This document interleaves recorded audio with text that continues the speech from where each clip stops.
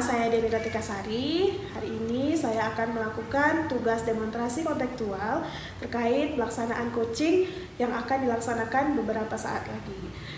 Saya akan dibantu oleh rekan saya. Perkenalkan, sebelah kanan saya Pamela Yulita. sebelah kiri saya Hestia Fitri Nora. Kami akan melaksanakan kegiatan coaching pada hari ini. Selamat menyaksikan. Assalamualaikum Bu Hesti. Waalaikumsalam Bu Deni.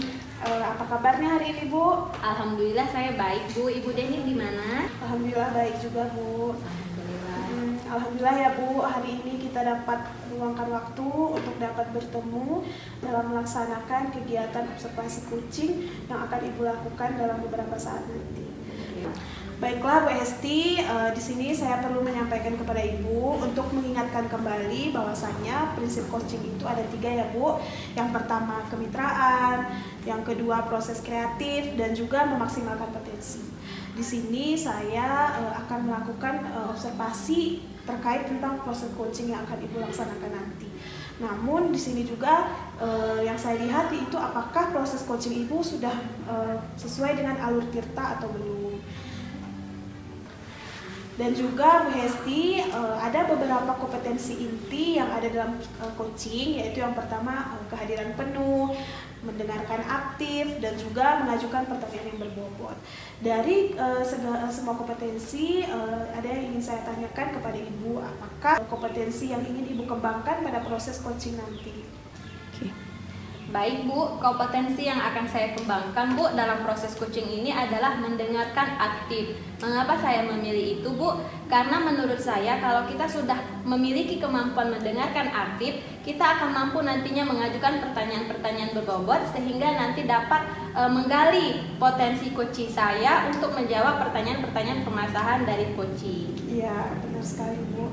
Baiklah Bu, ada pertanyaan terakhir ini Bu ya. Saya ingin bertanya apakah ada indikator dari ketercapaian untuk dapat melaksanakan coaching Ibu nantinya? Nah, kalau menurut saya indikator ketercapaiannya nanti Bu adalah sudahkah saya melakukan dengan metode tirta Bu. Ya. Karena menurut saya kalau sudah melakukan sesuai alur tirta artinya tercapailah kegiatan coaching saya, seperti itu Bu. Baiklah Bu, mungkin hanya ini saja. Terima kasih Bu Hesti, semoga pelaksanaan coaching nanti dapat berjalan dengan lancar. Baik Bu, amin. Terima kasih Bu atas dukungannya. Ya, sama-sama Bu Hesti. Baik Bu. Assalamualaikum Bu Ella. Waalaikumsalam Bu Hesti. Gimana kabarnya Bu Ella hari ini? Alhamdulillah saya baik Bu. Ibu Hesti bagaimana? Alhamdulillah baik Bu Ella. Alhamdulillah. Nah Bu Ella, dalam sesi coaching ini kita mau bahas apa ya Bu Ella? Jadi kan Bu, sebenarnya akhir-akhir ini saya punya masalah nih Bu dalam mengajar. Kenapa? Karena ada beberapa siswa yang kurang aktif dia Bu belajar dalam mata pelajaran saya. Kebetulan saya kan ngajar matematika nih Bu, dan ada juga beberapa jam yang letaknya itu di jam terakhir. Nah Ibu bayangkanlah udah jam terakhir, anak-anak kurang aktif. Jadi saya mau bertanya solusi nih sama Ibu. Nah, Bu Ella berarti sedang mengalami masalah anak didiknya tidak aktif ya Bu Iya. dalam pembelajaran matematika. Nah, Bu Ella berharap apa nih yang Ibu Ella dapatkan setelah kita melakukan coaching hari ini? Yang saya harapkan siswa saya aktif seperti biasa begitu Bu. Dengan siswa aktif, apakah itu penting bagi Bu Ella? Sangat penting Bu, sepenting untuk mencapai keberhasilan siswa tersebut.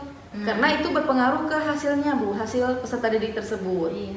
Berarti dengan keaktifan siswa ada relevansinya Bu ya terhadap hasil belajar siswa. Iya ada Bu, ada ya. keterkaitan. Nah, menurut Ibu siswa yang aktif itu seperti apa ya Bu?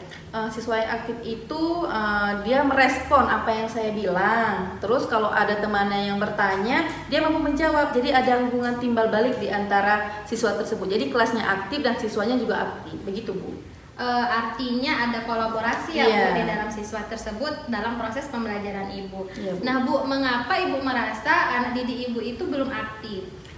Karena ada beberapa nih Bu, waktu kita menjelaskan atau kita memberi presentasi, hanya sebagian yang mau melakukan presentasi Bu, sebagian lagi diem gitu. Jadi itu merupakan masalah Bu bagi saya.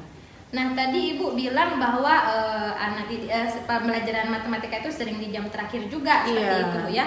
Nah, menurut Ibu apakah ada yang melatar belakanginya anak didik Ibu tidak aktif selain jam terakhir tadi Bu? Mungkin karena sudah lelah begitu Bu ya. Kalau menurut saya mungkin udah lelah. Mungkin jam 1-2-nya ada olahraga, mereka bermain di lapangan. Jadi mungkin itu salah satu yang melatar belakangi mereka jadi kurang aktif gitu Bu. Nah, begini Bu Ella, apakah masalah anak didik yang tidak aktif ini juga terjadi pada guru yang lain? Nah, kalau secara umum saya kurang tahu Bu. Cuman memang ada beberapa teman saya juga saya tanya, ada kadang-kadang jam terakhir juga dia kurang aktif, tapi jam 1, 2, 3, 4 mereka aktif begitu Bu.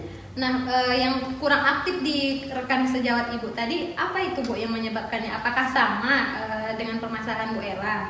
Sepertinya sama Bu, mungkin sudah kelelahan atau kurangnya motivasi mungkin Bu ya. Selanjutnya Bu Ella, apakah Ibu memiliki suatu tantangan dalam menciptakan pembelajaran yang aktif seperti itu Bu Ella? Mungkin ada beberapa tantangan Bu. Misalnya begini Bu, kan kalau matematika, fisika, kimia itu kan eksak gitu Bu ya. Sedangkan kalau kesenian, bahasa Indonesia itu non eksak. Mungkin mereka lebih suka ke non eksak karena tidak ada hitung-hitungan begitu Bu. Tapi kalau udah masuk ke eksak, itu mereka kurang antusias mungkin. Mungkin itu Bu tantangan bagi saya Bu. Iya, benar sekali ya Bu.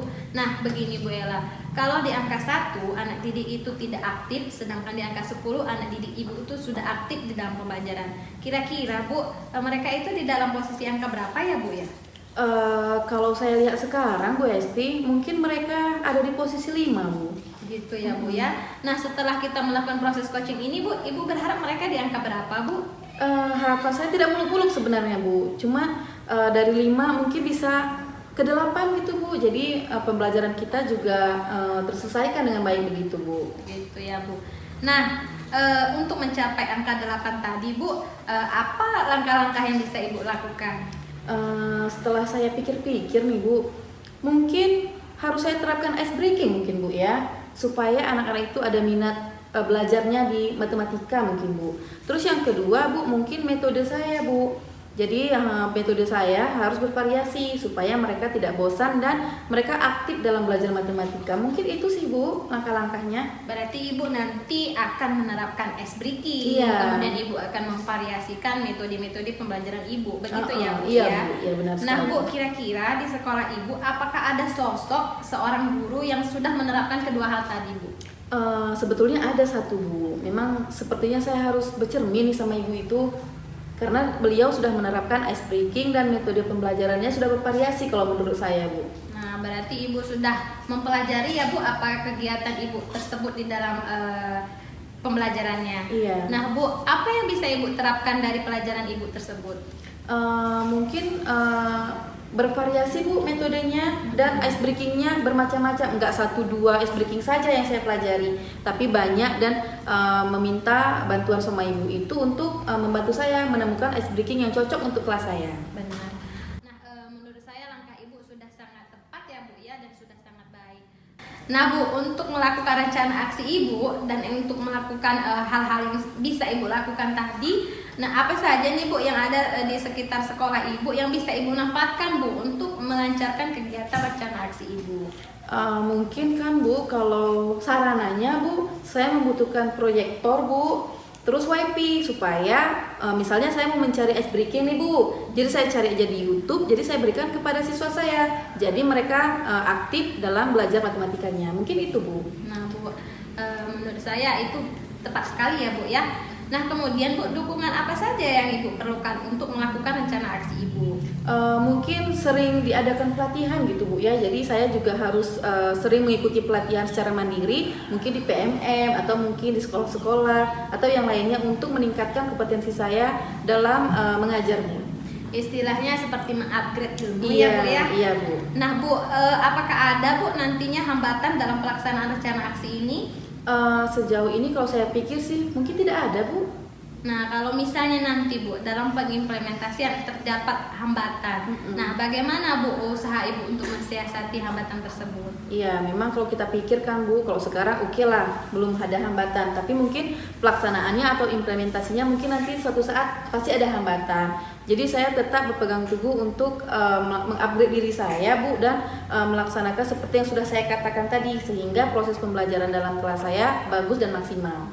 Saya sudah sangat apresiasi Bu ya dengan rencana-rencana yang Ibu susun, dengan siapa saja yang bisa mendukung, apa saja yang bisa Ibu gunakan. Nah nih Bu, kira-kira kapan ya Bu Ibu akan menerapkannya? Mungkin tidak berlama-lama ya Bu, mungkin besok langsung saya terapkan Bu. Iya, sebelum lama-lama hilang Iya, ya semangatnya hilang, ya Bu. lupa upgrade-nya. Nah Bu, siapa nih Bu yang bisa membantu proses nanti Bu?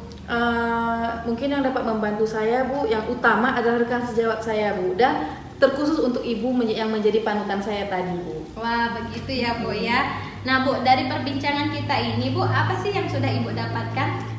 Saya mendapat solusi sih Bu dari masalah saya tadi. Jadi mungkin yang pertama Bu, saya mengambil diri tentang kompetensi yang saya miliki untuk pembelajaran di kelas. Yang kedua mungkin untuk mengupgrade diri lagi Bu, untuk melaksanakan supaya anak-anak tidak bosan dalam kelas dan mereka aktif dalam kelas Bu. Wah begitu ya Bu ya. Jadi Bu Ella, bagaimana nih Bu cara Ibu merefleksikan kegiatan Ibu dalam melaksanakan rencana aksi Ibu tadi? Baik Bu, mungkin langkah awalnya saya bertanya nih kepada siswa. Nah, bagaimana nih pembelajaran kita hari ini? Apakah masih ada siswa yang aktif atau tidak aktif begitu Bu ya?